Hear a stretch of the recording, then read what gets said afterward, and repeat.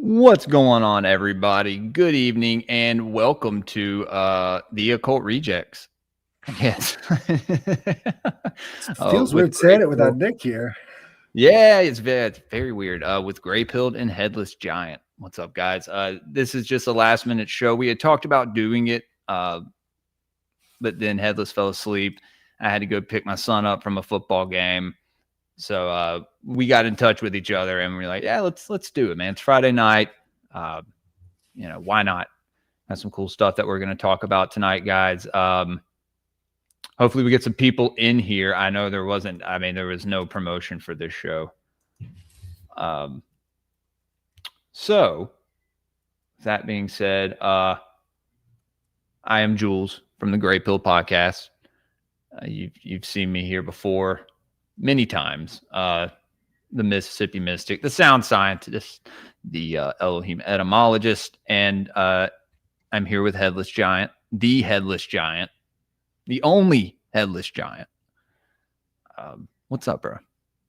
How you doing? I'm not actually the only one. I took the name Headless Giant from the PGM, the Bornless Rite. I don't know if you've ever read that one, but that's a real barn burner right there. They talk about the God above all gods being this bornless giant, right? So he's got no head, he's got no crown, right? But somehow he's bigger and more powerful than the whole world. And the Bornless Rite is an exorcism ritual. So you use this Bornless one to get rid of demons in a person, which is weird. Really? Yeah. And so Crowley adapted the Bornless Rite into his Holy Guardian Angel ritual. So you'll find that in there as well. But that was originally in the PGM. It was originally a papyrus from the 2nd century AD. So this is some of the magic that the Greeks were doing. So that's where I got Headless Giant from. And then I just sort of expanded it out into the whole brand. And I thought it's something that a lot of people have no official encounters with, but maybe there's something subconscious there. So threw it out right there. Yeah, and then people want to talk about giants and giant skulls, and it's like, yeah, you can't find this giant skull anywhere. It's too rare. Right. Well, how do you kill a headless giant? You can't. Hey. You may have to pierce its heart. That's funny that you say that. I mean, even in some pop culture, what is it? I think it's Game of Thrones. Hey, my wife is making noise. Everybody. Well, it's better than raccoons. Yeah. Hey, love you. What'd you say? It's better than raccoons. I am in my garage, so I mean, it could have been raccoons. What's going on, everybody? Good evening.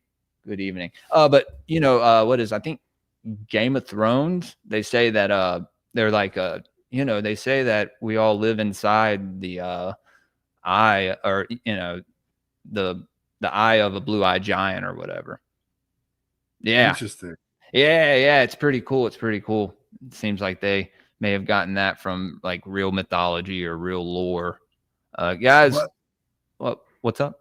It fits completely into Nick's cosmology, living inside of the eye of a giant.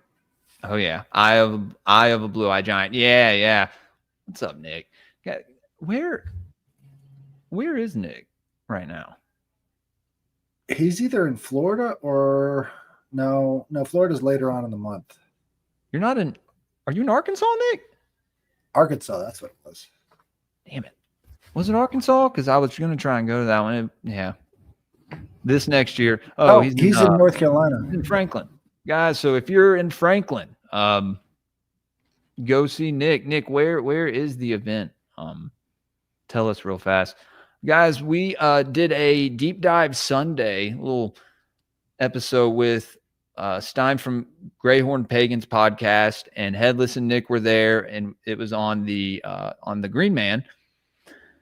And so me and Headless were talking, and we're gonna do, and Nick, obviously he's not here for this one, but he'll be here for the next one, and probably some more people. We'll have it figured out. Okay, you can pull comments too. Cool, you do that.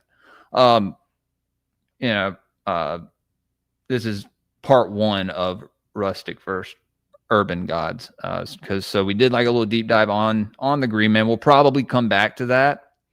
There we go. Yeah. There's a lot more on the Green Man that I wanted to talk about. And I actually was reading the PDF that I didn't read before the show. I read after, and we were talking about the Green Knight, and there was a cult that developed that worshiped the head of the Green Man, or this Green Knight, the severed head. It was called the Cult of the Head, or the Cult of the Green Head, or something. I know I have to look into it. Very interesting, dude. Especially from those times. So who do we have here, Headless? Well, the Theoi Nomoi is the gods of the countryside, the pastures and wild forests. They fell under the domain of 3 gods: Hermes, lord of the herds; Dionysos, god of wild vegetation; and Artemis, queen of the beasts. So you're starting to see the trend, right? So this is not the urbanites. These are the realms outside of the urban environment. But it's strange because it's so full of mystery and intrigue, and these sort of nymphs and creatures like that, that you really get the sense of this is where they're getting this whole idea of nature worship from, right? So we've got the nymphs, the naiads, the dryads, and those are the different kinds of spirits for these different lands, right? So the Romans called this the genus loci, or the genius loci, which means the spirit of the place. The spirit of the place. I think we talked about this the first time you came on Greypilled, when we were talking about tulpas and egregores and stuff. Right. So these, I think, are the more interesting of the gods. If you go into the urban realm, you're talking about gods of justice, gods of war, gods of politics, gods of hearth and home, right? But hearth and home is kind of a mixture between these rustic and rural, because that's sort of where, all of the interaction with the spirits is going to be happening, in and around your home. And you could be part of the, local DMACE, or, kind of the suburb.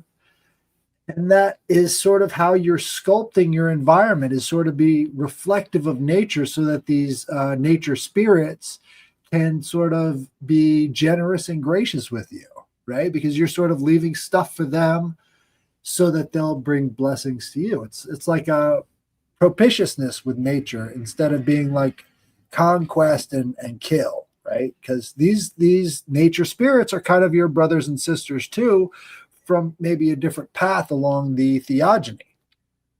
So it's completely different societies sort of commingling. If you think about the fairy culture, right? So this would be a different type. Yeah. Right? Different type of people, but they still have a relationship, and you're still neighbors with them. So you kind of have to take care of each other and think about that as being, kind of like on the same side, instead of being completely, hostile towards these entities, which is a different way of looking at it, but also understanding that they have their own motivations as well. And you may come into conflict with them, but not necessarily all the time, and not necessarily for the reasons that are explicitly given, like, oh, you're building on top of a burial ground. It can be a lot of different things, right? We've also got Pan, Aurea, Paramoi, Priapus, Satyrs, Rhea Cybele. That's an interesting one. Cybele, is that the Anatonian god, or you got it. Yeah. You got it. And also Attis is sometimes listed as a rustic god as well. And Attis would be the lover of Kybele / offspring / weird stuff, right? Weird stuff. Yeah, Kybele and Attis. They had a weird relationship. Like, she was getting her manhood cut off by Hermes, and then she wanted to self-generate another being out of herself. So Addis came out, and he was like a pine tree, so he went insane and cut his wiener off, and then it was just a massive Wow. weird story around them. It sounds like it. Right. But what are they documenting? Like, what is this activity that they're making these myths out of? And really, a lot of what they do, you can see it in the Orphic hymns, right? And so in the Orphic hymns, they're listing out all of the attributes of these gods, and they're listing out their relationship to other gods, their relationship to virtues, their relationship to good things in these hymns. And what they do is at the end of it say, be propitious with me, right? And being propitious means being free to exchange. So after I've given you these praises, feel free to give me some blessings, right? And you see that propitiousness in all of the songs and the hymns to them, is because what they're trying to do is create something beautiful so that the gods come near, right? Because the spirits like beauty, and then leave blessings when they do that. And that's the kind of cosmology that we're dealing with. So that actually makes a lot more sense to me, obviously, because I am a Hellenist, than the way that we pray and implore now. You have to kind of create something beautiful so that beautiful things come into your lives. So when they're creating these temples and these community projects and everything else, it's because they're having a relationship with those spirits, and they're saying, we want the good spirits here to bring blessings to us because we've left them these beautiful things. That makes a lot of sense to me, But one of the main ones that I like to talk about a lot, I've got his a book about him here. Is Pan. We were talking about that, yeah. And this is the son of Hermes, right? Well, he's considered the son of Hermes, yes. I've got this book. Let me just remove this from the stage. And he's known as FAUNUS in the Roman pantheon. Right. So, and fauns were also a generalized spirit category as well. So this goat man idea. And actually in Texas, they've got this lake in Dallas where they see a goat man as a cryptid. Really? So would you consider it a cryptid, or would you consider it one of these rustic entities, one of these rustic gods? What about Anubis and Dogman? That's something else, dude. That's something else. I don't know if. Well, I was going to say I don't know if Anubis is the only dog-headed entity that's out there. No, but the Anubis style Dogman is one that is frequently encountered, like literally with that Doberman head, with the really sharp features and everything else. That's a common Dogman sighting. So in terms of form, it's got that form,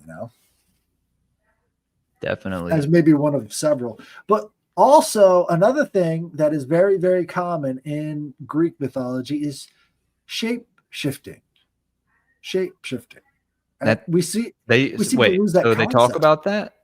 Yeah, Zeus is always shape shifting. He's a lycanthrope. He changes into swans. He changes into all these other animals. You've got Io. He turns her into a cow, right? And so when she comes back from being a cow, she still has cow-like attributes. So when Zeus turns into a swan, he'll come back, but he'll still have like swan-like attributes, right? So there'll be some other sort of associations there. And so then he's drawn as some composite creature, right? In some ways, I think it was a lot more sophisticated than the composite creatures that come from Egyptian motif, where it's just expressly they've got the head of this animal, Right. But like you'll see other attributes. So, like in what was it called? The prosecution of Prometheus. What was we only have the second Promethean play. There were 3 Promethean plays. And so we have the play that was about him being nailed to the Caucasus Mountains, right?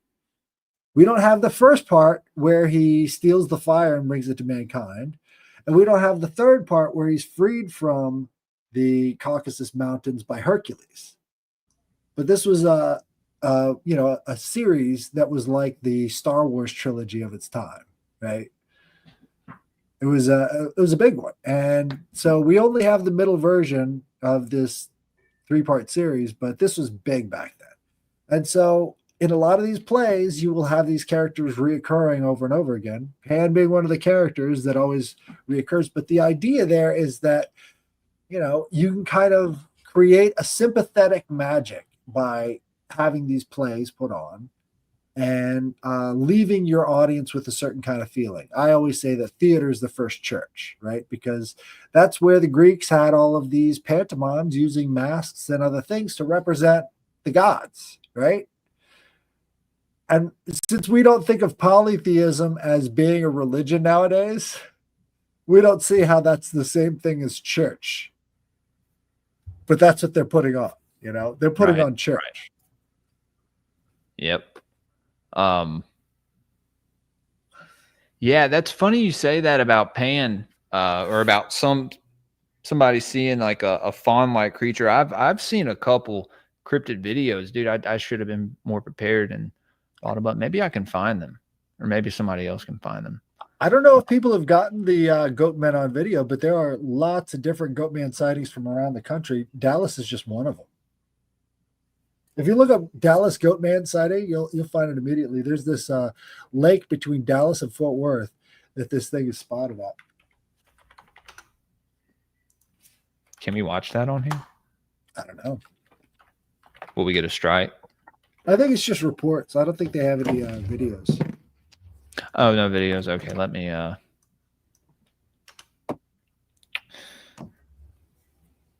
because I actually to now that I brought it up, my intro for a show, I used to do a show called Cryptid Watch, where I would just hang out with my audience, drink beer, and watch cryptid videos. And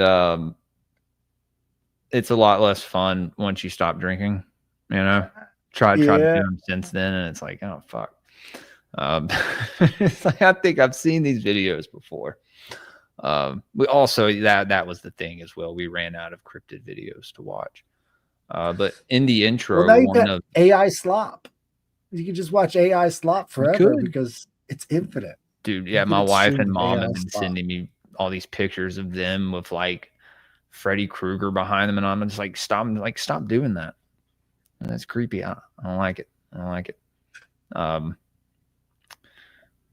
I haven't, to be honest with you, man, I don't even use AI that much. I'm sure, I'm pretty sure it's used in my logo, but I used to use it a bunch when I first started the podcast, but I don't know, man. It's got kind of boring for me, I guess. I don't know. It's getting kind of weird.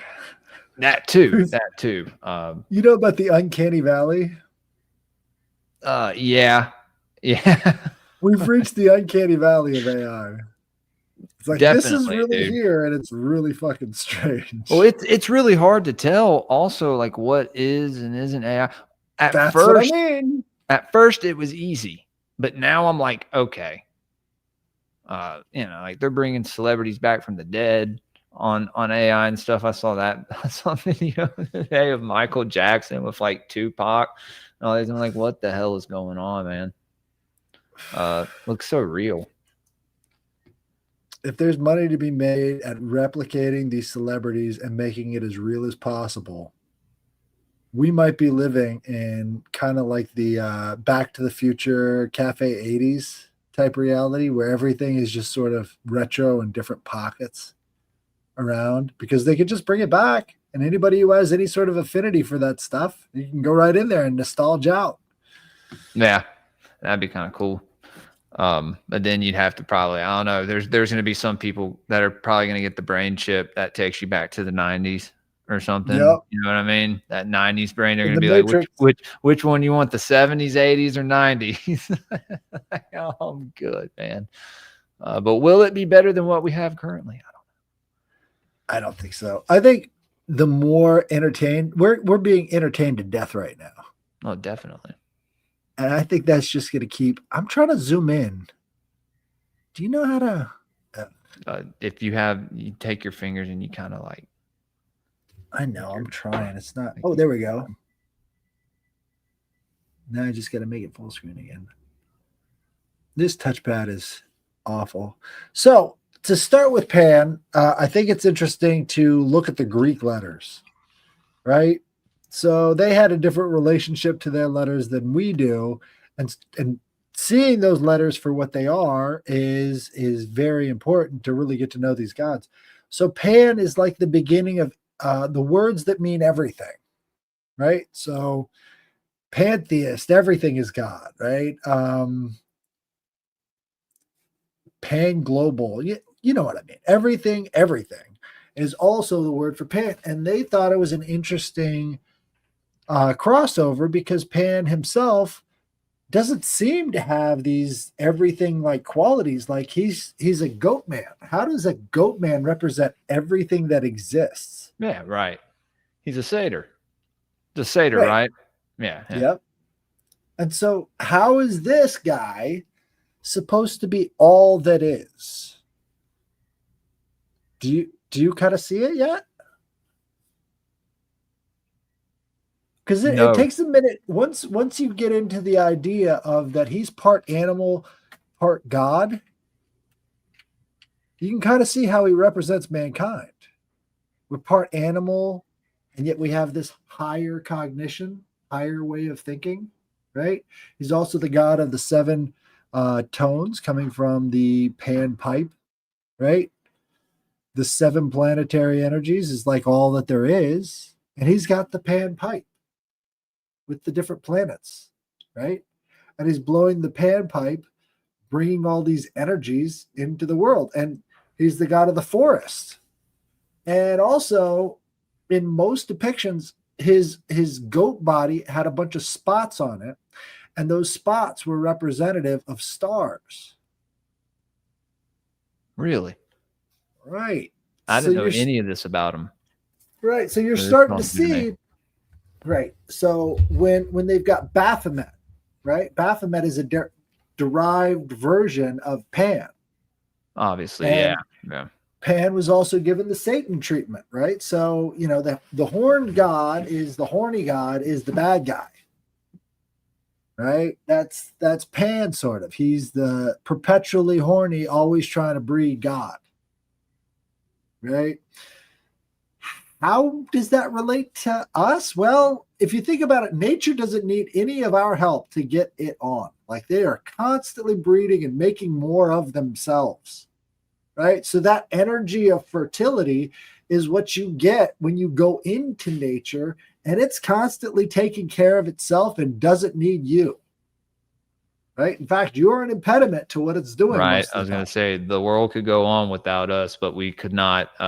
We cannot go on without nature. Right. There you go. Now you're starting to see why this guy sort of represents Okay. all the stuff, Okay. all that there Okay. is. Yeah.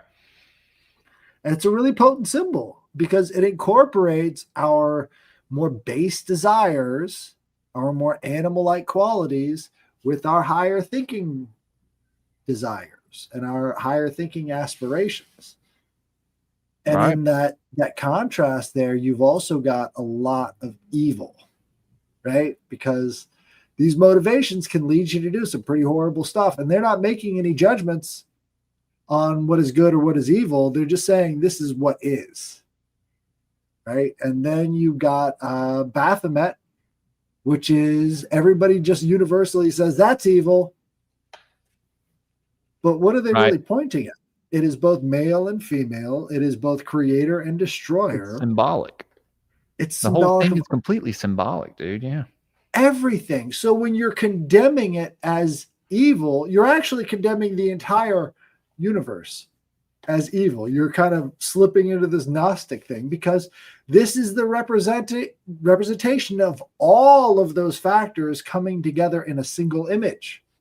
So as you're cursing this image of all that is, you're almost kind of cursing yourself.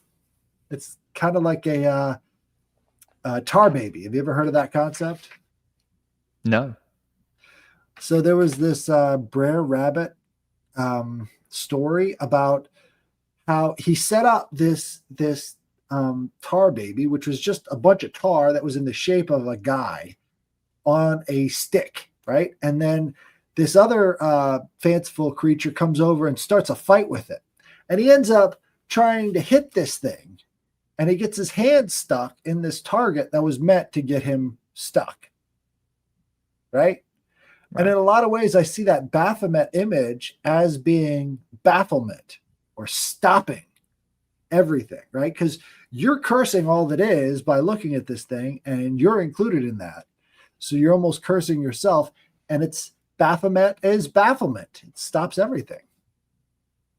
Yeah, well, the reason that I think it was drawn by Elvis Levy was to kind of like troll people, right? You know, but it being completely symbolic at the same time. Do you think, I don't know, so many like on a mass consciousness thing, so many people like fearing this entity and or referring to him as Satan, this or that, has created something in the ether? I think what it is if you can get a person to curse his own name, you can kind of get him to do anything, right? And so the base nature of mankind is something we're constantly cursing, right? We're always up here in our heads and cursing our bodies.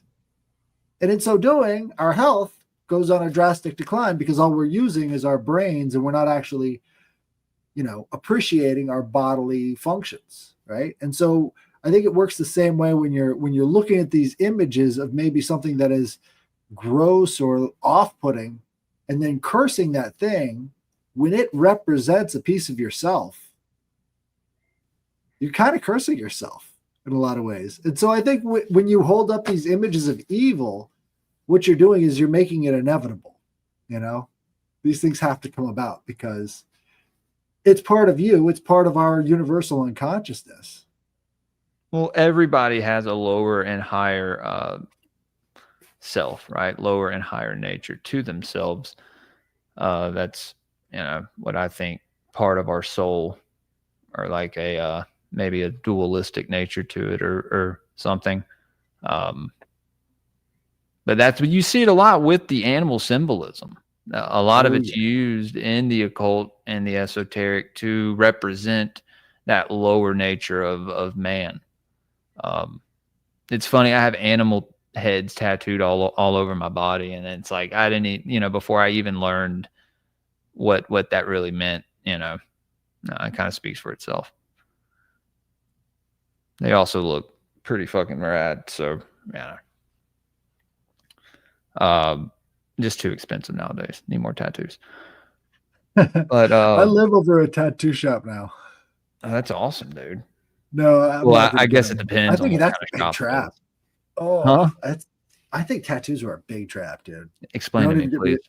You're putting something that is very distinctive on your body that can never not be recognized by other people. You're tagging yourself. Right. You know what I mean? No, absolutely right, dude. Yeah, you're right. Smells of fresh. Well, let's go over Pan a little bit. Pan was the god of shepherds and hunters of the meadows and forests of the mountain wilds. His unseen presence aroused panic in those that traversed his realm. This is one of the most beneficial parts of the Pan entity is the panic. Panic and pandemonium, right? Dude. Okay, so I believe personally, because I've done this, I think the whole Pan thing was part of initiation for young men. What you were supposed to do is go out in the woods and feel the panic and know that it's because Pan is present and know that once you move through the panic and say, thank you, Pan, for this panic, that you never feel panicked again. Wow. Because you have complete control over it. Dude. And then would this also happen at night? And then you come back in the morning? You got it. You see what I'm talking about now? Yeah, this is big. This is like a transformative event. And they were all engaged in the night sky. They were engaged in doing things at night. Even though there was no light around, they were constantly out and about at night doing stuff because there was some other spiritual quality to it that they were kind of trying to tap into. And we've completely lost that. We only worship at the day, you know? Pan idled in the rugged countryside of Arcadia. Now, this is really interesting to me because I live near Arcadia, Wisconsin, that has a factory there called Ashley Furniture. You've probably seen the trucks rolling up and down the road. Yes. And Ashley Furniture is in Arcadia, and they've got tons of Pan symbolism all over their furniture. It's amazing. Like they were in on it somehow. And so I went into the Ashley Furniture store there, and they've got this big fountain in the front area that's just got these big old Pan heads. And I'm like, holy shit. These guys are in on it. Yeah, they know. No, the people who are like the owners of Ashley Furniture probably definitely know. I mean, that's why, I mean, the next time we go and look for some cool garden stuff, I'm trying to find me a little green man face to put out there. Hell yeah. Hell yeah, man. Speaking of that green man, was Pan ever depicted as like kind of a representation of the green man? Well, dude, his face is an art motif. Like, for instance, at the Ashley Furniture store with the big old fountain that's in the front area, it's his face repeated over and over again around the outside of this fountain. So wow. It's almost exactly like the Green Man in motif style. You know, they use his face as that motif on top of like a thing that represents natural beauty or whatever. He's sort of like that rustic element there of this god watching from the woods. Wow, man. And that makes so much sense with that when you brought up the ritual for young boys, because, you know, nighttime represents ignorance, right? And then in some of the esoteric traditions. And then the sun brings truth, right? This is how it was before fire. You know, people were scared to go out at night because there were scary things in the woods and in the mountains and in those hills, in them hills. You know, what was I going to ask you though? Oh yeah. So is there a reason that Peter Pan is wearing a green outfit and has a green fairy? Mm-hmm. Yeah, you're starting to see it. So, and also he leads children away. The Pied Piper, right? That's what I was saying because of the, you know. Yeah. Yeah. I mean, Pied Piper, I think, is like a Pan-like character. You know, he can control the animals with his pipe. And he marches right into town, and, you know, they don't pay him his due, so he walks out with all the kids, you know? I was going to say, and all the boys, all the little lost boys are dressed in animal skins, too. Wow, right. Man. Was Captain Hook like the good guy in that? Is he trying to free the boys? I think there's a real problem with a lot of the literature from that time period. I think they were using this stuff as programming material. I really do. I think Peter Pan is what we know about Disney now, dude. Absolutely. Right. Yeah. Right. Such as that one. It's Alice in Wonderland. You know, it's Pinocchio, a lot of these. Yeah. Right. Yeah, man. Yeah. And then you got the animal symbolism in that with the donkey, dude. Do we even need to go there? Right. Still need to get it, Headless. Still need to get the book. Which one? What is it? The golden donkey? Oh, yeah, the golden ass. I got that right. The golden ass. Yes. Need to get it. Man. Yeah, it's worth it. 2nd century AD at its finest. So they're not pulling punches. It is a weird book. It's like vignettes, right? So as he's making this journey, transforming himself into a donkey, these other stories are happening, right? So it would be perfect for TV. Just I don't know why they haven't picked it up. It's like the very first TV script. So it's like Outer Limits, or one of those other vignette TV shows where something else is happening as the main character is doing this other thing. And so, yeah, it's just very strange, but it's laid out kind of like a play. And at the end, he is justified and exalted by Isis and Osiris, of all characters. Another green man. Mm-hmm. Represent. So he joins the cult of Eleusis.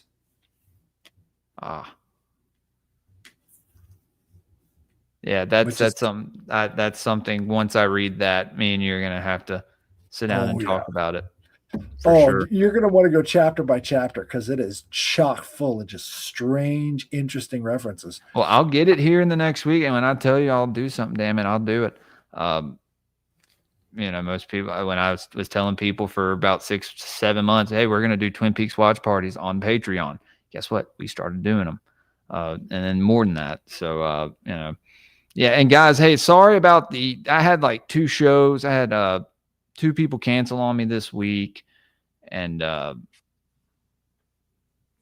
sorry about all that this week. I know there's supposed to be a couple pretty good shows that we had lined up, but anyway, sorry to take away. No, it's fine. So the panpipes. This is, the origin of his panpipes is often, more important than where he comes from and who his parents are. But it says, playing his panpipes and chasing the nymphs. One of these pitties fled his advances and was transformed into a mountain pine, the god's sacred tree. So this is an interesting story, kind of like Daphne and Apollo, right? And it says another syrinx escaped, but was turned into a clump of reeds from which Pan crafted his pipes. A third, Echo, was cursed to fade away for spurning the god, leaving behind just a voice to repeat his mountain cries. Right? So this comes in threes, and it's talking about the nymphs that he is pursuing. So this energy is pursuing after these things, and that creates the sacred items. Is he a nymph himself, or is he? He's a satyr, but a nymph would be like kind of a tree and meadow spirit, Right. Well, there's different types of there's a lot of types of dryads, right? And like naiads and stuff. There's like nereids. I actually wrote a lot of it down because I figured we would talk about it probably on another episode. There's also right. I mean, this is just the Pan episode. The nymphs of the breezes, which is equivalent to like the sylphs, like the so that's crazy, man. I found a lot of there's like freshwater nymphs, tree and forest nymphs, flower nymphs, mountain nymphs. Like that's crazy, dude. But it makes sense. There's different energies and spirits to each of these aspects of nature. Absolutely. And I think it's one of the reasons why the rustic gods are so important, because if you could think of these energies having a continuation or continuity all the way up to today, and think about maybe these fairies and UFO connection, they were kind of in on that back then. And they understood that these things were, shape changers, right? They were all shape changers. And so now we're starting to get the hint that something else is going on here with this sort of rustic god realm, right? Something else is happening here that they were identifying back then, that now we're just starting to get into and understanding that there's this other place, other dimensional quality to this stuff that they were interacting with. And we kind of lost it, and we vilified it and demonized it. And now we're here with these alien abductions. Headless. I mean, you don't believe in the cattle mutilations, bro? Well, let's say the cattle mutilations are real, and it's the result of being bad neighbors to these guys for 2,000 years. I think it's all just rituals. I think the elite maybe it could be both. I think they may be mutilating these cattle and using maybe both their blood and their organs for stuff. And then you got the, what are they called? Crop circles, right? Which are just sigils. You know? Well, once we get into Aristeus, we'll cover all that stuff, because Aristeus is like the god who did the first Begonia ritual, which was central to the worship, especially at the Toribolium in Rome, right? So the Toribolium was a type of Begonia ritual that was started with this rustic Apollo character. But we'll get into that. I think that's going to be an interesting episode. So, again, you've got Echo, you've got Syrinx, and Pitys, right? So that's sort of the triad where he gets his panpipes from, which creates this echo, right? And so he's very heavily associated with frequency. And again, also goes into why he would be the god of everything, since frequency is part of his traits. Pan was depicted as a man with the horns, legs, and tail of a goat, thick beard, snub nose, pointed ears. He can often appear in scenes in the company of Dionysus. Very good friends with his buddy Dionysus. He's the entertainment. Dionysus brings the wine. It's a good time. Also, I don't know if they had the depiction of Pan at the Olympics when they were trying to do this gay Dionysus ritual. That was so gay. I was like, man, y'all are really like, dude, that disturbed me. Seeing that guy's balls that close to that child. I was like, dude. Were you listening to Kansas, or what's her name? Candace. Yeah, Candace has some inside info on that that So that was actually requested by Bridget Macron. She wanted that artist because he was that gay to do that ritual, the Dionysus homosexuality ritual that they put on the Olympics. So that came from Emmanuel Macron's wife or father or whatever. I was about to say best friend's father. Yeah. Right. Yeah. Bizarre. Thank you guys for coming out. Yeah, this was the last minute show, Jester. We were gonna do it earlier, but I had to go pick my son up, and Headless had to take a sleep off the work. I had a work hangover. Yeah. Something like that. So in the classical age, the Greeks associated his name with the word Pan with all. However, its true origin lay in the old Arcadian word for rustic. But why wouldn't rustic also mean all, right? It's all rustic at that time, right? Right. Pan was closely identified with several other rustic deities, including Aristeus, shepherd god of northern Greece, who shared the god's titles of Agrius, hunter, and Nomois, shepherd. The pipe-playing Phrygian satyr Marsyas, who challenged Apollyon to a musical contest, and Agripan, the goatfish god of the constellation Capricorn. Sometimes Pan was multiplied into a host of Panis, or a triad of gods named Agrius, Nomois, and Phorbas. Wait, are you talking about a Phrygian singer? Well, this is again, back to the Phrygian thing. This is also where you get Freya, or no, Phrygia is in northern Anatolia, well, central Anatolia. So it's like right in the middle. Okay. I thought that's Frisians. Never mind. Yeah. Phrygia and Friesland. Yeah.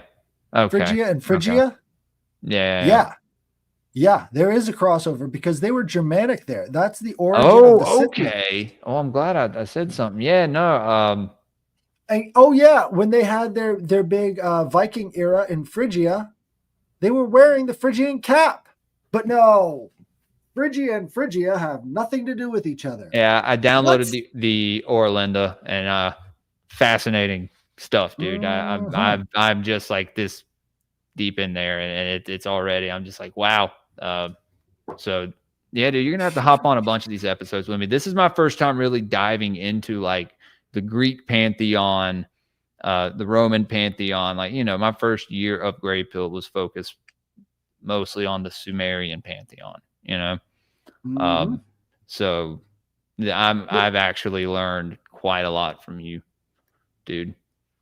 Well, I want to get the influences lined up, because we think that everything going on in the, Fertile Crescent and over in the Levant and all the rest of that stuff is our history. But is it? Is it? So, like, yeah, they've got the origin of the first written language in Sumer, but how much of an influence was that until the Canaanite Phoenician time, which is thousands of years later? Right. So let's we understand that's Middle Eastern history. Let's go over and do some of our own history, because you might be able to track it better in your own society, because this is the stuff that's sort of bubbling around in your subconscious mind, right? Yeah, man. I mean, if anything, it's something to look at. Like I don't know why people limit themselves to certain information. Right. Even if this could change my view on something. It's like, if don't get me wrong, that, I like the Sumerian stuff. I get into that as well. I'm just dude, the contrast in the Sumerian and some of the Greek stuff is like, some of these Greek deities, I don't know, man, maybe a lot older than we know. Like when you get into the weird incarnate, I mean, other than Thrace and the Addis Kybele worship that goes back 20, 30,000 years, it's old as fuck. Older than fuck. I mean, Kybele and Addis worship goes way fucking back there. And people hardly even realize that. It's like, actually, that whole castration cult thing, that was one of the oldest in the world. So what the hell was going on with humanity back then? I don't think a lot of people are onto that question yet, but there's something strange happening with our origin story that is not pretty. It's really dark. Yeah, man. I think people are finding out more and more, just not many people talking about this stuff. No, I think Robbie Marks is a really good source on that, because he gets deep into that Kybele and Addis worship and how it matrixes into all these stories in the Bible and all these different influences. It's like, this was deep in that subconscious mind of man, and it stuck, and there was something going on back then. So yeah, Kybele, Kybele's similar to Artemis, right?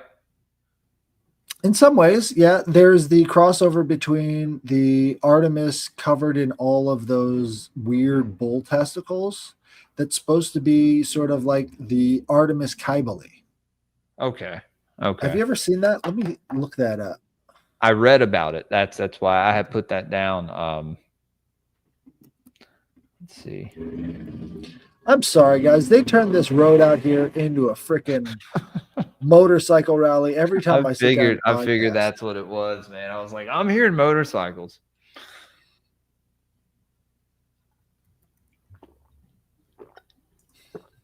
On Azazel. When you go back to Azazel, this is the same deity they're talking about. That is Marduk in Sumeria. And yeah, he is their scapegoat. He is their Satan, their adversary, right? And Sin, it's funny to, Sin is the name of a deity, right? It's the name of the moon god. Yeah. Diana of Ephesus. What is this thing? What the hell? Oh, come on. Just show me the freaking picture already. Can you zoom in? Try to zoom in, dude. I'm trying, man. They make this as hard as possible to just click on the picture and just see. I know. It used to be so easy, bro. They make things worse. They are making new things technology worse is right dog now. Shit. I miss my fucking like flip phones and like, dude, I mean, I say that now, right? Until I need to use an app, my Regions app or whatever. Somebody, hold on. Who was it? Subliminal said, I thought those were boobs. They are. Whoa. Because I know, like, you know, in some Hindu depictions of some like certain deities, you got three Oh, boobs, yeah. right? Again, we're going. Okay, so Thrace or northern What Anatolia is is Thrace, dude? Because I've been okay. reading, we've been reading one, and this is a book I think you'd love to come on, The Adepts in the Western Esoteric Tradition. The next section we're reading on is about Merlin. And so I really want you to come on. It's every Saturday morning. And Nick is usually there with us. So the next time we do this book, I'd love to have you there. You got it. So this is Diana of Ephesus, and Diana is a syncretism of Artemis, and this is in Ephesus, which is in Anatolia as well. And this is a later production, but it's supposed to represent a lot of the kind of Kybali worship that was happening way, way back in the distant past. And Anatolia Thrace is like okay. Do you know where the Bosphorus River is? It's the separation line between East and West, right? So on the right side, you've got Turkey, which is Asia Minor, right? And on the left side of the Bosphorus, you've got Europe. So this is, whenever people talk about East versus West, they're talking about the Bosphorus, right? I see it. Okay. I see what you're talking about. Thracia. Yeah. Next to Constantinople. Yeah. Okay. Why did they start Constantinople? Right. So, anyways, Thrace was associated with Phrygia as well. The Phrygians fought they weren't the Persians at the time. I think it was the Neo-Assyrian Empire. I could be wrong on that. But the Phrygians were always seen as being valiant in battle, and that cap representing freedom, because they were able to hold off this force of invaders that were trying to take their homeland, right? And so these Phrygians, soon after being, integrated into the rest of that society, kind of were the go-betweens for the what are they called? Scythians and the Greeks. So the Scythians were these tribesmen up in the northern parts of, the Grecian plains or whatever, and these tribal groups acted as the goldsmiths of the Greeks and the police force. So they were also the inspiration for all of Greek philosophy. Interesting. And the Scythians, they are, basically nomadic. And how does this nomadic group come to be such central pillars in Greek society? Well, the Scythians as a group were more Proto-Germanic or Proto-Indo-European than the Greeks, who kind of settled and adopted some of the ways of their neighbors, right? So the original Proto-Indo-European lifestyle was one of being a nomadic herdsman. And those were the seed cultures for things like Rome, things like Greece, things like all of that stuff came from this group of religious nomads that worship this Deus Pater character, God the Father. And when they first settled in the area, it was in Thrace. And this was way, way back. And so they had all of this weird custom that went back to the time. Well, I mean, it could have been, right? This could have been Gobekli Tepe time, right? Oh, wow. You see what I'm saying? Man, so does that link these tribes to that site? Yeah. Well, the mythical homeland of the Scythians is in Thrace. The mythical homeland for the Romans was Troy. And the mythical homeland for the Greeks was this separate, what are they called? It was a separate band of horsemen that came in from the north, which really sounds a lot like the Scythians, maybe a Scythian cousin group. But that's sort of like everybody drew their origin point back to Thrace. Okay. And where do we see Paul the Apostle, writing all of his letters to? The 7 churches in Turkey. And in Constantinople, right? Right. Well, Attis wasn't the only dying and rising god. Well, Constantinople didn't exist yet.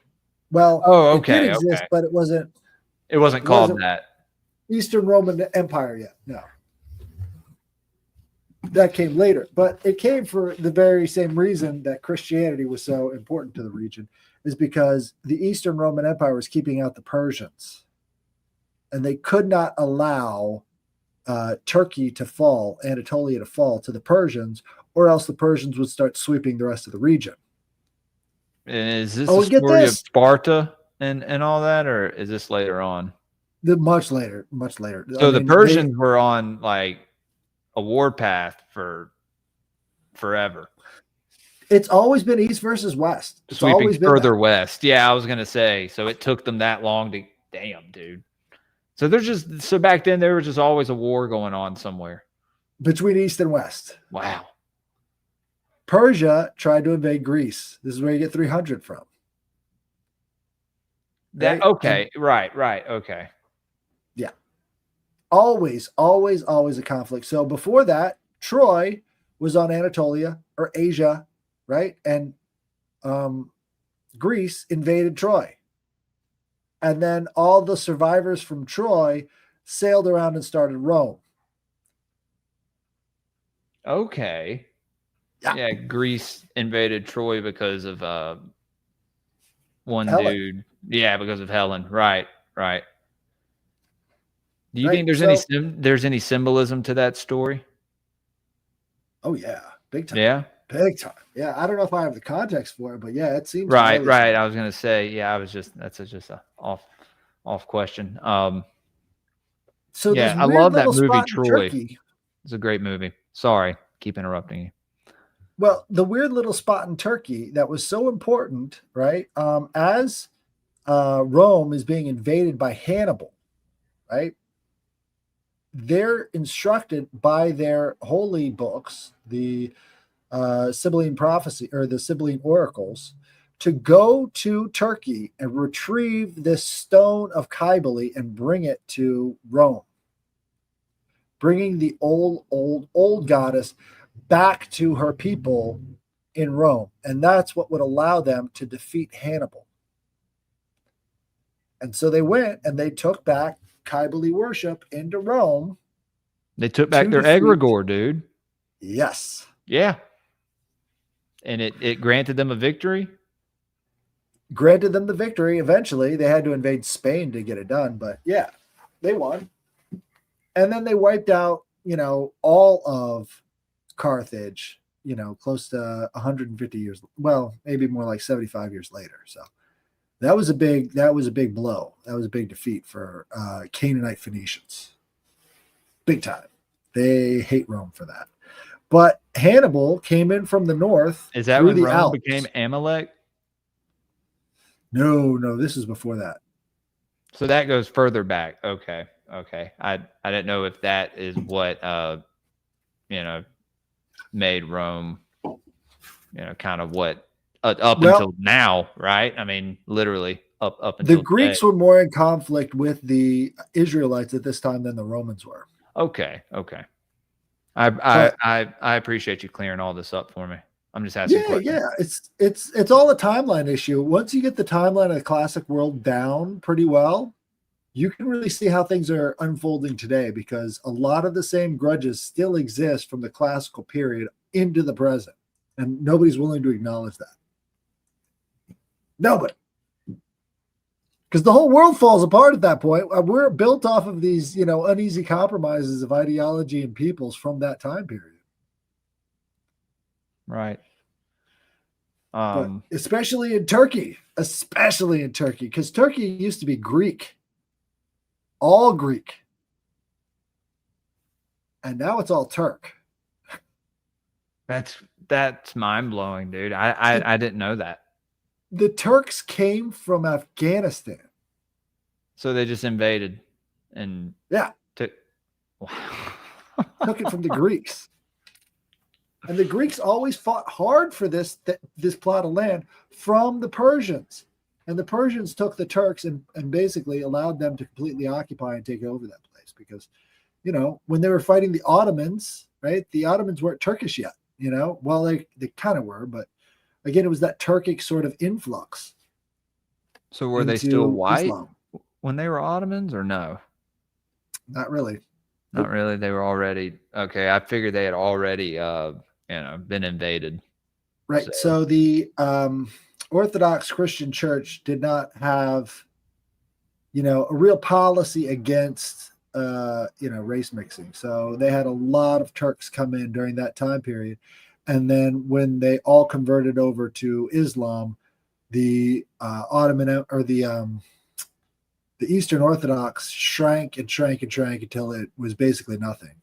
And then, right, these were the most unimpenetrable walls imaginable. We're talking about 6 walls, I think, that were about 30 yards deep, right? And there was no way anybody was getting in there until the invention of gunpowder. And then the Ottoman Turks built it was the world's only cannon at that time, but it was also the world's biggest cannon. And when they would fire this thing off, it would kill 4 to 5 people who were loading it every single shot. It was like over 100 feet long. And they took aim with these massive freaking cannonballs to just blast the walls of Constantinople to absolute nothing. Warfare used to be so much cooler than it is today, dude. Like, the worst part? what? The guy who invented this cannon for the Turks had gone to Constantinople first with his idea about gunpowder. And Constantinople rejected his ass. Damn. And that's why they built the world's biggest fucking cannon and blew holes in Constantinople and why they're ruling Turkey to this day. Yeah. Thanks, Christianity. So where did Pan come into all of this? We're going back over to Arcadia, which we're talking about Artemis. Arcadia is yeah. So Artemis is this god of the wild, god of the wilderness, and she is also. Let me see. She is also heavily associated with Diana. And from the ideas that I kind of have, I think she might have been the inspiration or the original seed for Kali worship as well in India. I think you're right, dude. And this goes into, Ishtar worship as well. That same feminine archetype. Very much related. There's a definite tie between Kybali, Ishtar, all the rest of that stuff too. So this again, Tanit, right? Not yet. Tanit comes different. out when they get to North Africa. Okay. I was gonna say because we talked about Tanit, and that actually lines up when we were talking about it. I believe Tanit lined up with the goddess of the underworld in Mesopotamia, Erishkigal, I believe her name is. And apparently, the mother of Lilith to Lilith and that story. But look at that, dude. I mean, it's just a sister of Ishtar, right? If you put it in like some kind of pantheon or whatever. So it's the same. It's the same worship, and in my opinion, you're just worshiping the same archetype. Yeah, I think I pulled something up. I was on a different one. Let me show you this. This is a great image of Diana.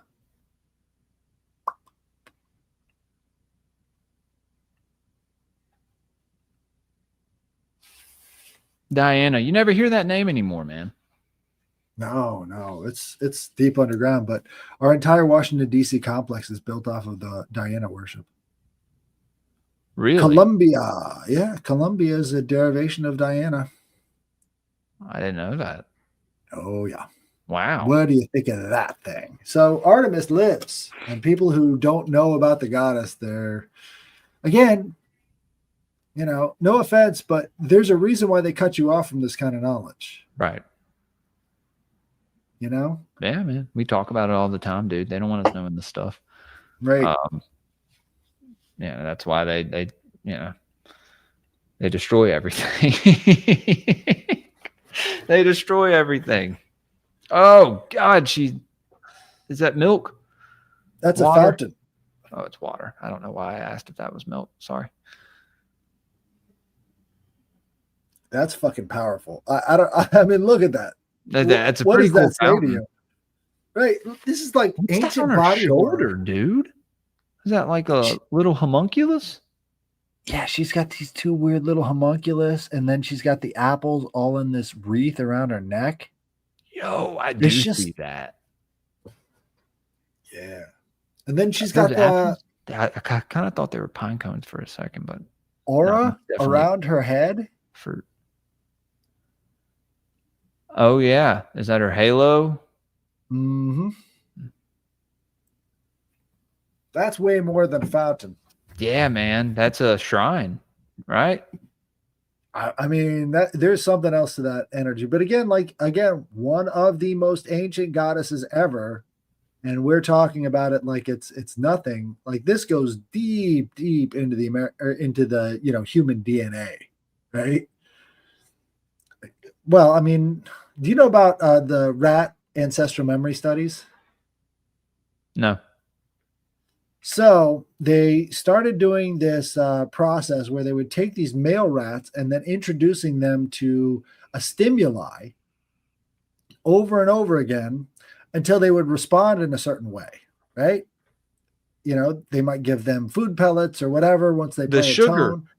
Right? They would give them sugar and they put them in the little pool. Or they'd zap them. They would try to find their way to the little island. Well, or they'd zap them, right? So they could have a negative reinforcement for their training as well. And then they took the offspring of these rats, completely separated. They never had any contact with their fathers, introduced the same stimulus, and found that the offspring of these rats had a similar response to their parents. And they've repeated the study over and over and over again. Wow. What I'm thinking about is they fed the rats. Like they just fed the rat. They fed one rat, very healthy. And they would put them in this, like, I guess it was milk, maybe. It was just like water. I don't know. And it would swim, and there's this little island in the middle, and it would find its way. They would feed the other rat, like, just, a lot of processed, like, sugars and just a bunch of shit that's found in, like, stuff we eat, right? Goy slop. Right, as some call it. And this rat could not find its way to the island, dude. Like, it kept swimming around, just like running out of breath, like all fucking, I was like, dude, just seeing that from that point of view of being like, that's us, or that's what they want us to be. I mean, that's what a lot of us have become. Let's not lie to ourselves. Not us, obviously, guys. We are, we're chosen, okay? But so FAUNUS. Yes, sir. Was there anything different with FAUNUS? Well, you're getting into this. Sorry, I just wanted to ask you if there was any different. I don't think so. I think the Arcadian cult's pretty well defined what Pan was when it spread all over the place. FAUNUS was pretty similar to Pan because it was that well defined and that recognizable that people really did have a kind of a common thing about that. Did the word faun exist already, or is that where the word faun came from? Well, again, in Greek it's satyr, but faun I think is Latin for the same thing. Okay. I have to ask. So in the parentage of Pan, it says Hermes came to Arcadia, the land of many springs and mother of flocks, where his sacred place as god of Selene, for there, through a god, he used to tend curly fleeced sheep in the service of mortal man, because there fell on him and waxed a strong melting desire to wed the rich trust daughter of Dryopos, and there he brought about the merry marriage, and in the house she bare Hermes, a dear son, from whom his birth was marvelous to look upon, with a goat's feet and two horns, a noisy, merry, laughing child. But when the nurse saw his uncouth face and full beard, she was afraid and sprang up and fled and left the child. Then luck bringing Hermes received him and took him in his arms, very glad in his heart uh, was the god, and he quickly to the abodes of the deathless gods, carrying his son wrapped in warm skins of mountain hares, and set him down beside Zeus, showed him to the rest of the gods. Then all the immortals were glad in heart, and Bacchus, Dionysus in especial, and they called the boy Pan, derived from the word pantes, meaning all, because he delighted all their hearts. Wow. So I think that's rather interesting. You got a Very, lot. very interesting. Yeah. So what's the connection between Hermes and Pan? And usually, if you think about the gods as like two thoughts beget a third thought, right? So when you have two thoughts occurring simultaneously in your head, you get a resulting thought, problem, reaction, solution, the Hegelian dialectic sort of thing, right? Well, if you think about that in terms of gods, you've got this god of speed, right? He is the messenger of the gods. He goes directly to the highest god, which would be Zeus, right? And he spreads the word of Zeus. And now he's working as a shepherd in Arcadia. And he finds this local girl that he falls in love with and creates this hideous monster. And this was because he was part demigod, right? Or he was from Mount Olympus, right? Right. But Hermes was also part mortal as well. So he was a demigod as really? Well. He came through a mortal woman, yes. He was one of Zeus's philanderings. All the best gods come from his philanderings. Interesting. It's like his bastards, right? His bastards have all the power. Dude, that's crazy. So that it's like they have this aspect of the gods and this aspect of the humans, like of the mortals. And it's more powerful than that of the gods because of what the humans have in them. That divine spark, right? Hera's children are boring as hell. Dude. Hera, that's something else, dude. That sister wife. And it's funny, you were talking about earlier one goddess that manifested as a cow or whatever. You said that he turned her into a cow. Io is the syncretism for the Egyptian can't believe I'm blanking on her name. Hathor. Okay, dude, this goes all right. And I'm not, and maybe the gods of Mesopotamia and the Babylonian gods, all that, the Canaanite, they aren't the same as these other gods, or maybe there is some similarity. But okay, hold on. The Typhon saga. Well, yeah. If you haven't, the Typhon saga, all the gods escape to Egypt, and then they transform into these animals as a disguise. And it's all the animals sacred to the Egyptian gods. Yeah, dude. Yeah. And Typhon was so low to the ground as a crocodile, right? Well, in Greek, he was a mini tentacled beast god with massive limbs, and he was giant. He was one of these giant monster.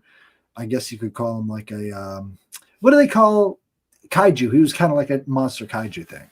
Yeah, well, you had that famous depiction of Hermes or Thoth stepping on him, right? Which is like, very symbolic, stepping on the serpent or what have you. Typhon in Greek was a little bit different, but yeah, the typhonic alligator. I don't know if that was called Typhon or not, but that was the one that would eat your heart if it was too heavy, right? I got to get better on the Egyptian pantheon. Yeah, I'm pretty sure in Egypt it was a crocodile, maybe. I'll check. But if you go to like if you type in Typhon here, we can find a picture of him. But Ninhursag, also Ninmah, who is Enlil and Enki's sister wife, which you see with Zeus and Hera, right?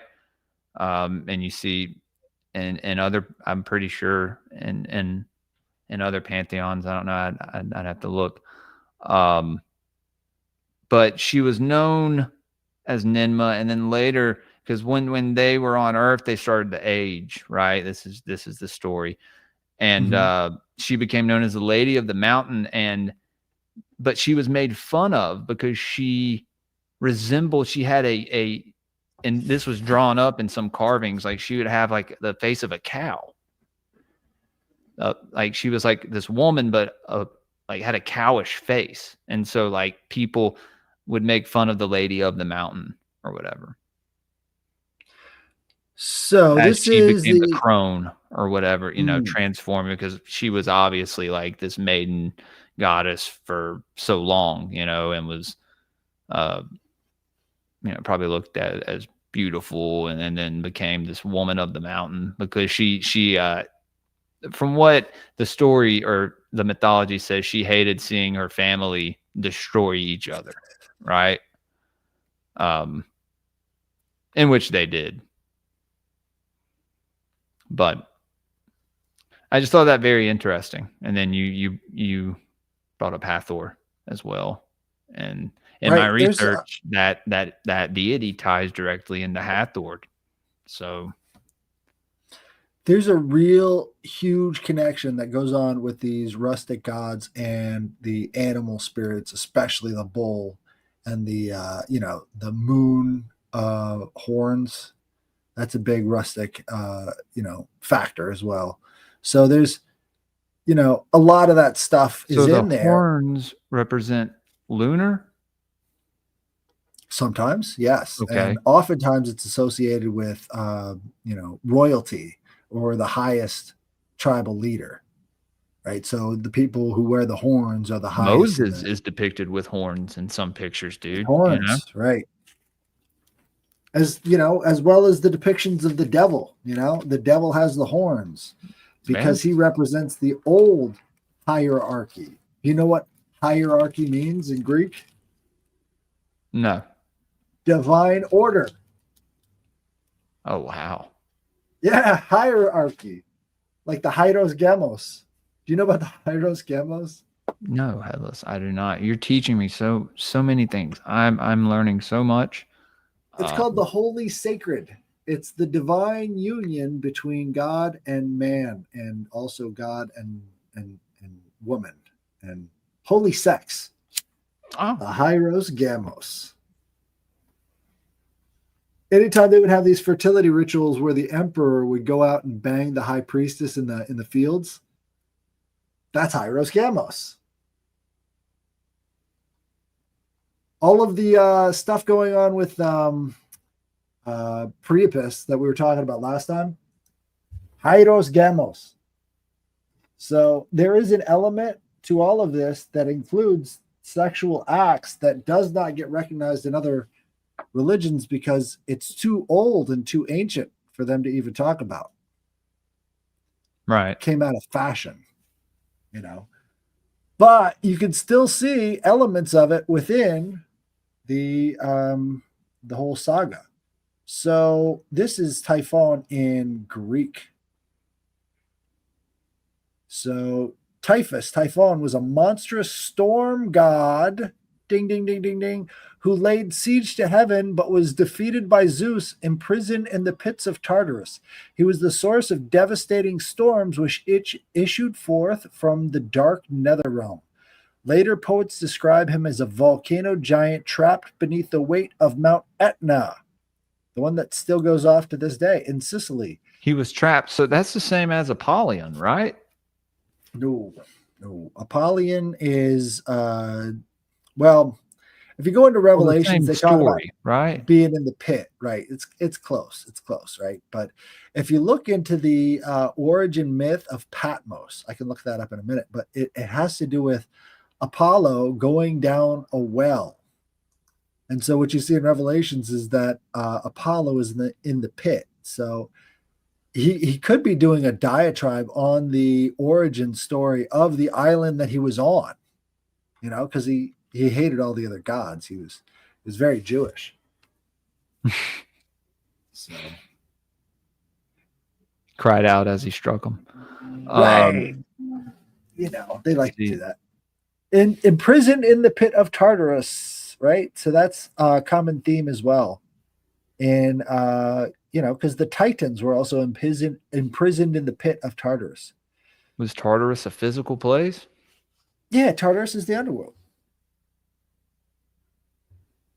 You've got the Elysian Fields, which are in Tartarus.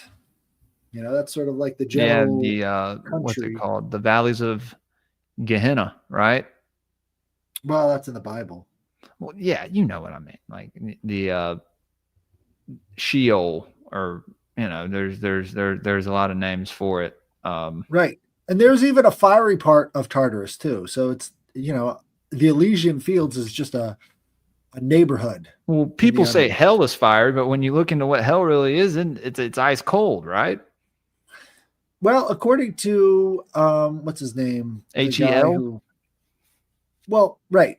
But also in the writings of, who's that guy? The one who went to the underworld with Virgil. Fuck. What's his name? I don't know. Shit, what was that? Anyways.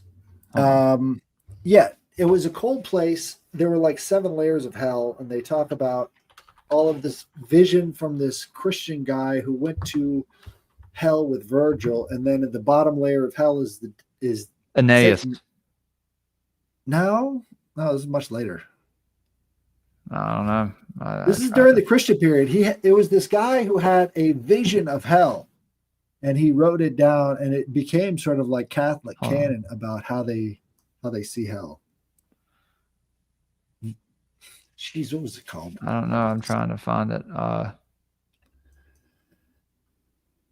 If you look up Virgil tour guide through hell,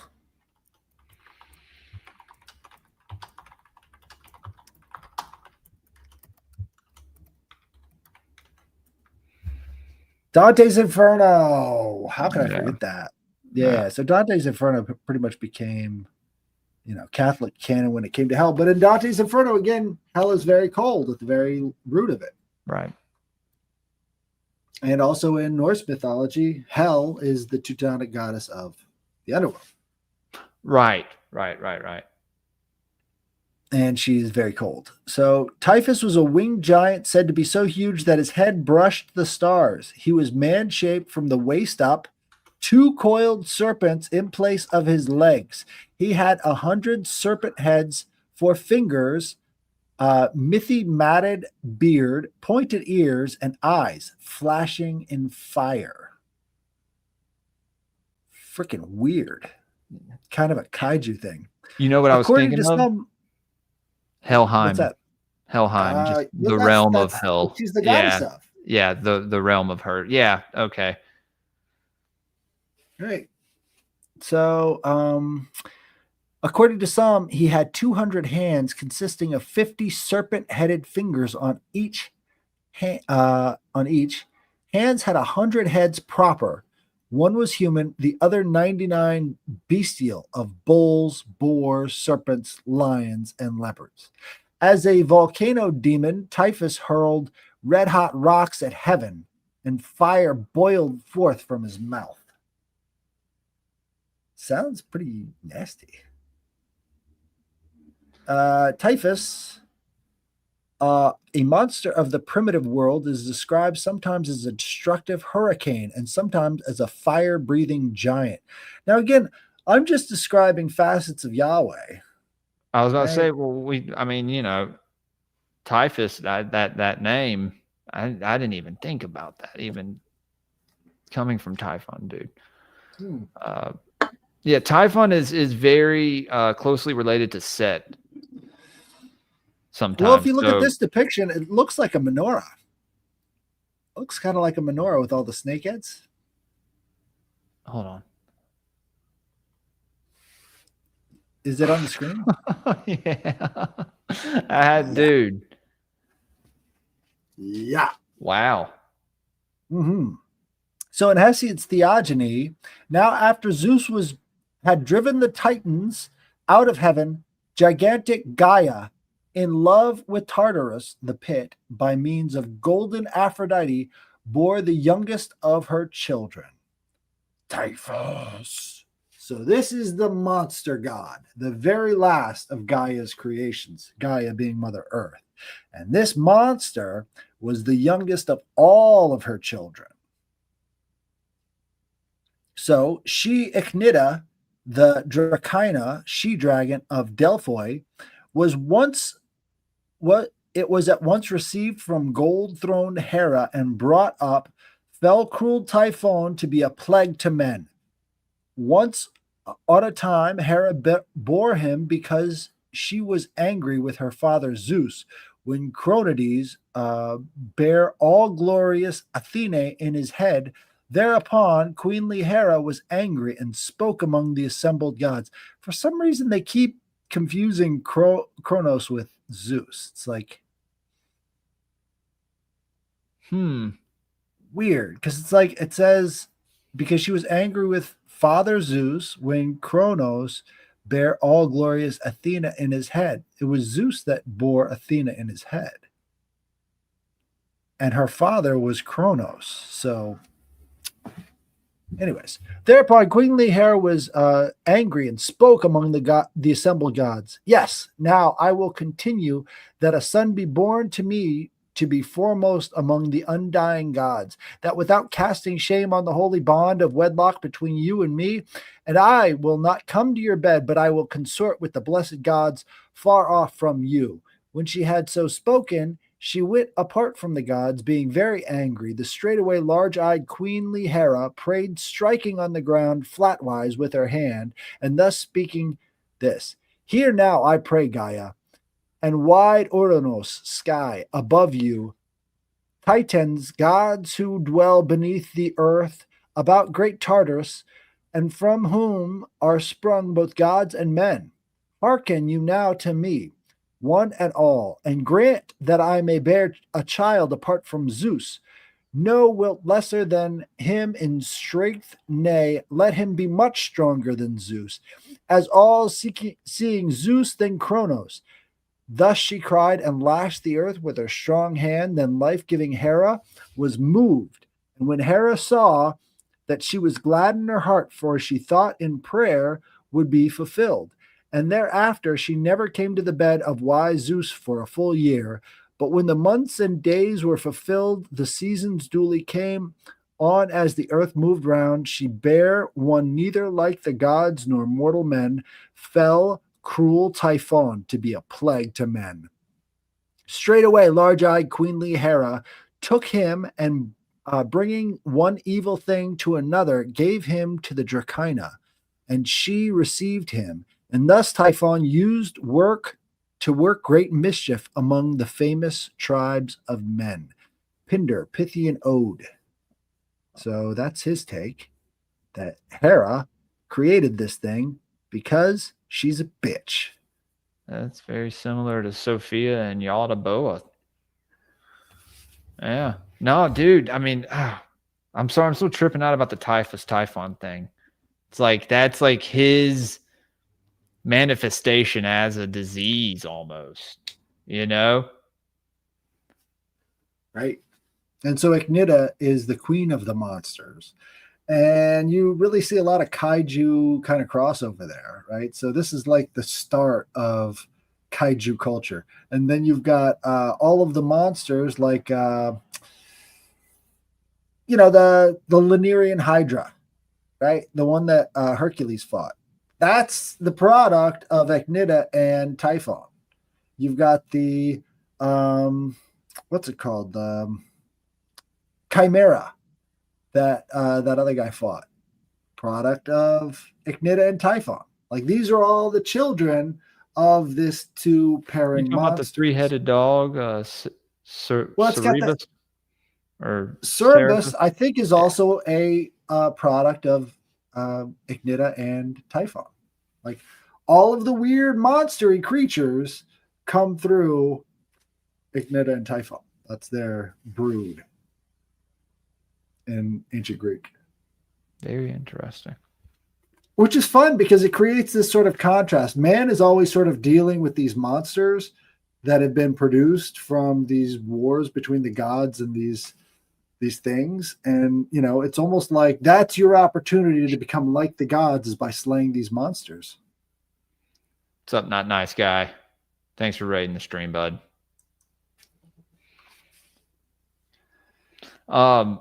Speaking of monsters, well, I think, dude, I think this was a good idea.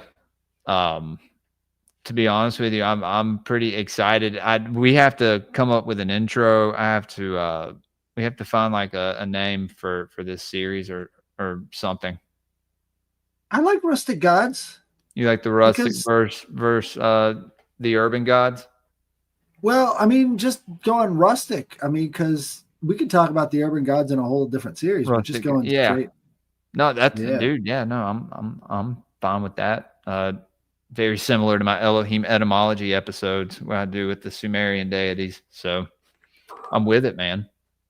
Right. And I think, if we have any other people who have contributions too, I think, come along, absolutely. we need guests, because there's a lot of this stuff that crosses over and nobody knows about it because you haven't told anybody yet. So you got to get on the show and then tell people about it so that we can all have more fun thinking about these things in terms of ancient and modern sources that are sort of blending together. Yeah, dude. Like I said, I've always been a big cryptid guy, even though I have never encountered one. Yeah. It's exciting. What's up, guys? What's up, Arcane Hinchy? It's good to see you guys. This was the last minute show we decided to do. I think it came out pretty good, though. I mean, it came out great. Nah, dude, we did something good here. Was there anything else about Pan that you wanted to touch on? Well, some more because we can stay. In terms of if you're going to encounter Pan yourself, right? If you're going to go out into the woods and have an experience where you're inducing panic into yourself so that you can feel and know what it's like and then let it pass through you and not have to deal with it again, it's pretty simple. You come up with a song that Pan, somebody like, a horny goat in the woods would enjoy. So it's got to have a pretty, festive beat or something and make it about him. Hold on. Is it like this? Hold on.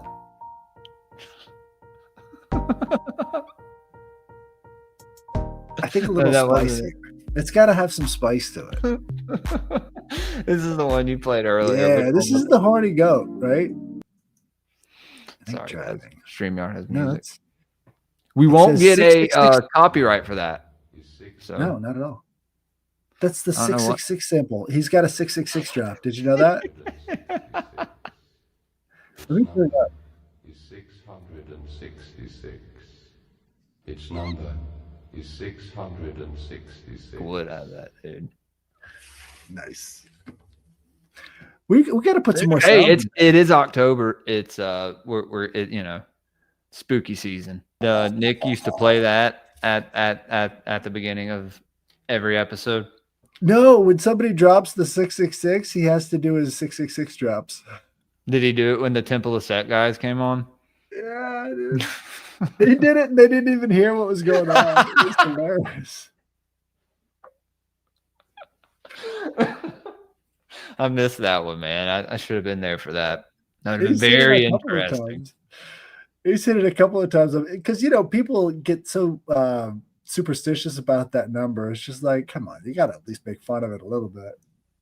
Well, I mean, dude, it's all about the intention of things, and that's pushed on us so much. Me and my buddy John Lee Chowbeck actually talked about that. When you get into the number 33 and other numbers, you find them a lot more sinister or used in rituals that are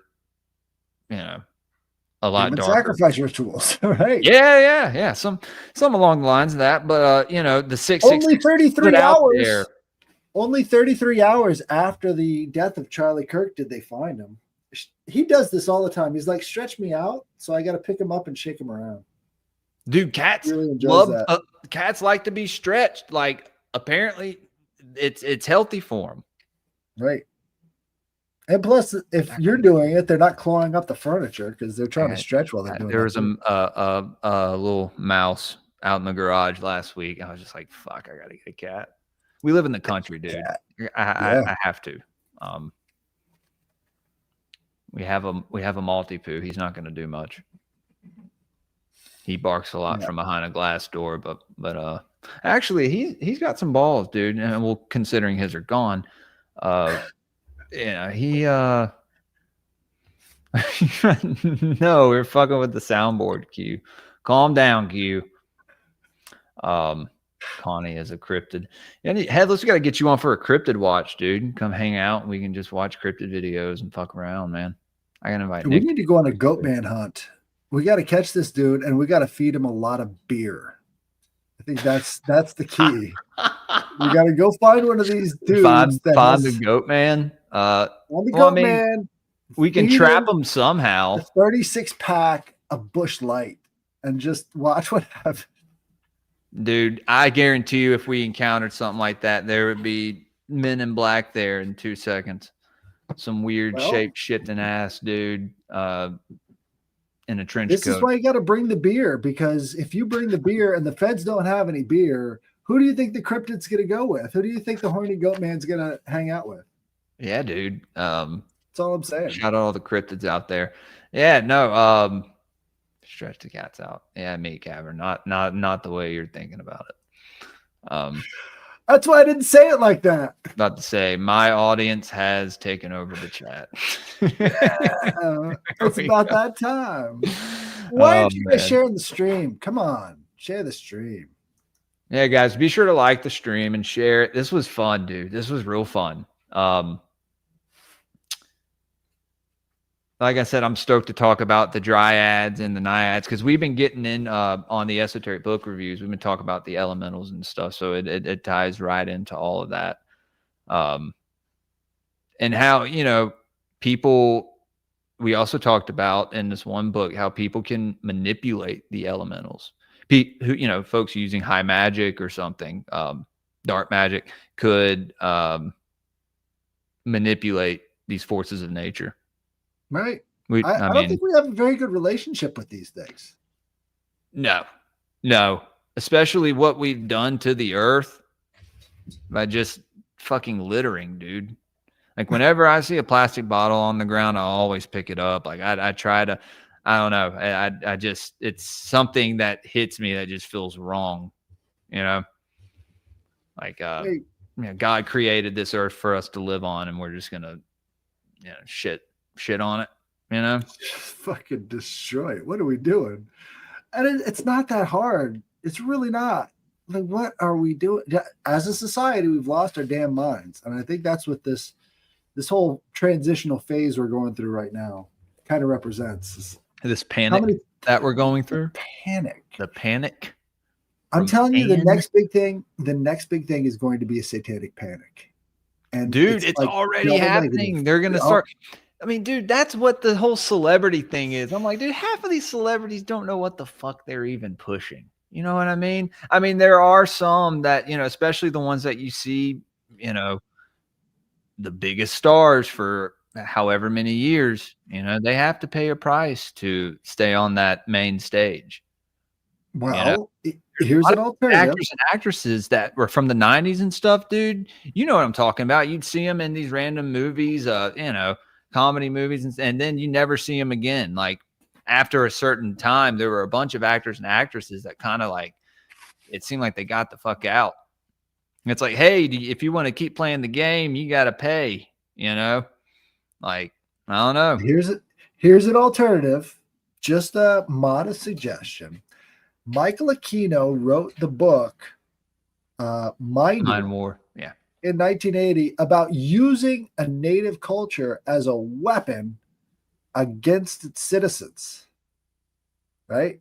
And now Michael Aquino was wrapped up in Vietnam, where he would take these big old loudspeakers in the jungles, and they would play this sound of, you know, like haunted people and screams and stuff at these villages, and they would say, "My soul can never rest because I joined the Viet Cong," you know, in Vietnamese.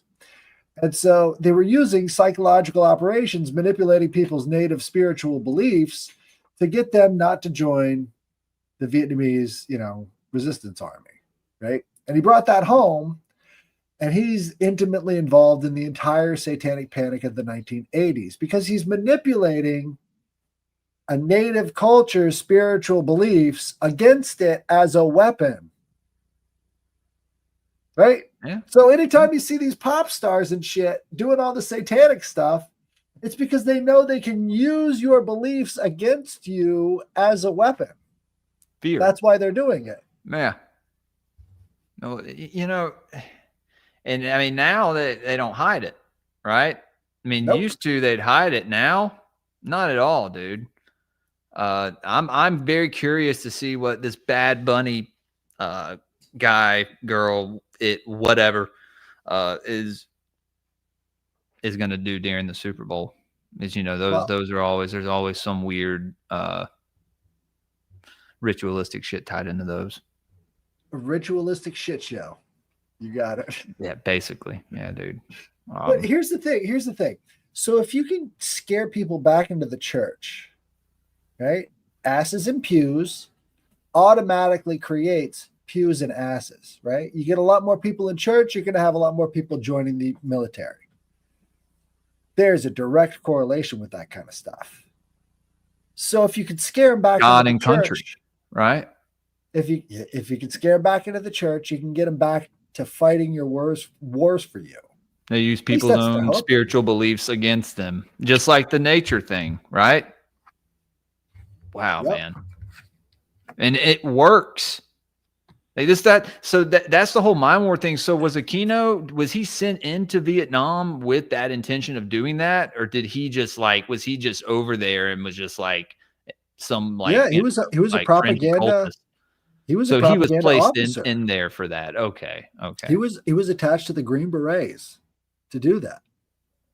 So this is special forces shit. Okay. Yeah. He was probably, who knows, he may have been groomed Lieutenant from a child to do stuff like that, dude.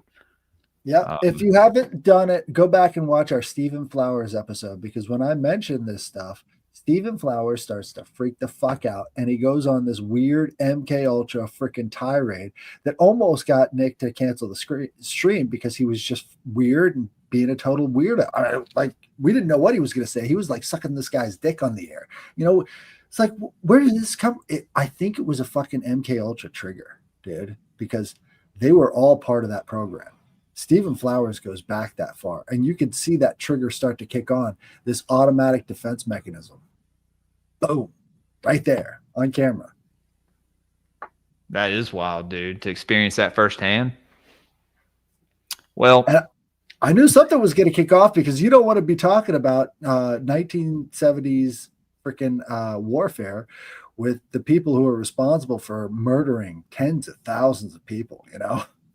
Right. Not good. Yeah, dude. I I don't know.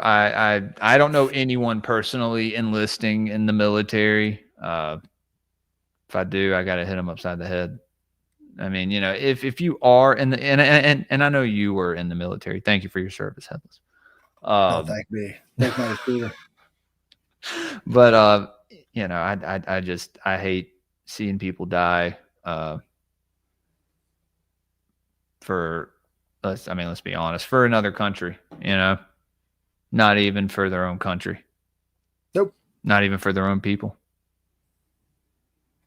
Or, you know, I their don't think race, anybody in Washington, D.C. anything. has any love for their people. I don't think a single one of them do. Even the Liberty candidates, they can't stand all the people attacking them all day. That's the majority of America. I don't think anybody likes anybody anymore. I don't think there's anything to like. It's unfortunate, man. It's unfortunate, you know, that my kids have to grow up in a time like this. Like that's so just foreign from what I grew up to or what I grew up around, you know. Right. Yeah, makes me sad. Makes me sad. You guys stay Greypilled, guys. Stay Greypilled. Anyway, Headless, did you want to get out of here? Or? Yeah, this is a great episode. This was awesome. I had a lot of fun with you, dude. I'm stoked for the future and what's to come. I don't know. I don't know if we have any Occult Reject shows this next week.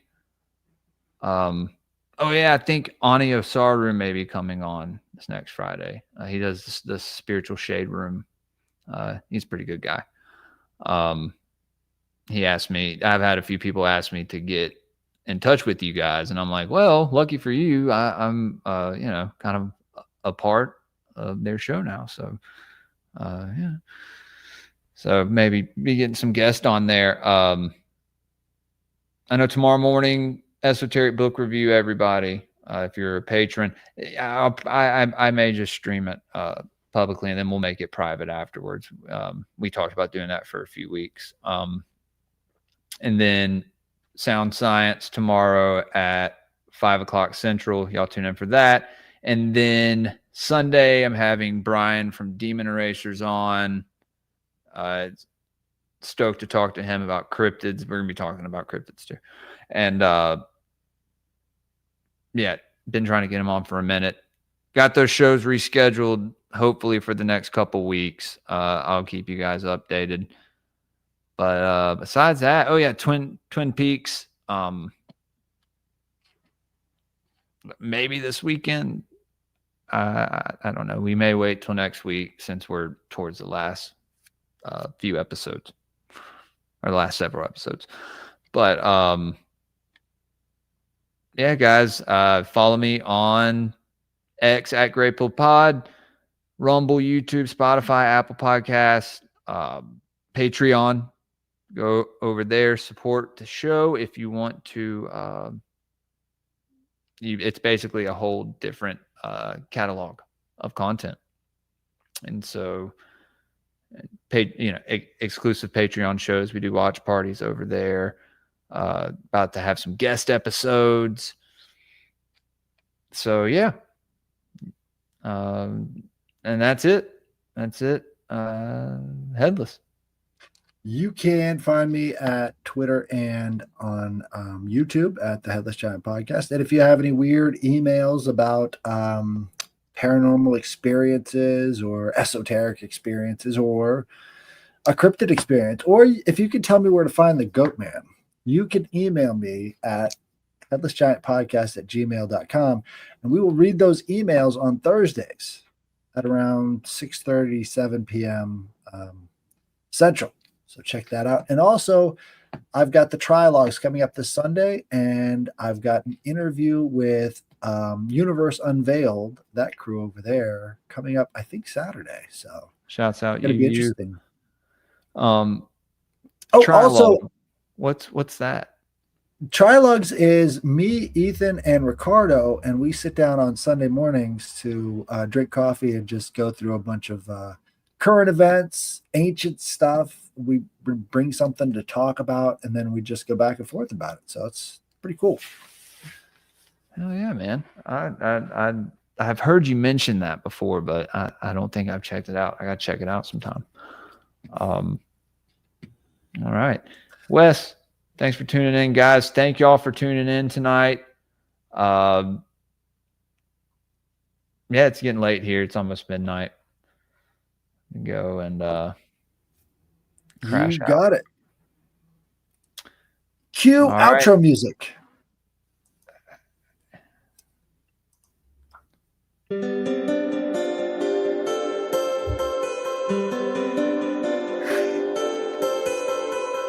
Stay Greypilled, everybody. Have a good night.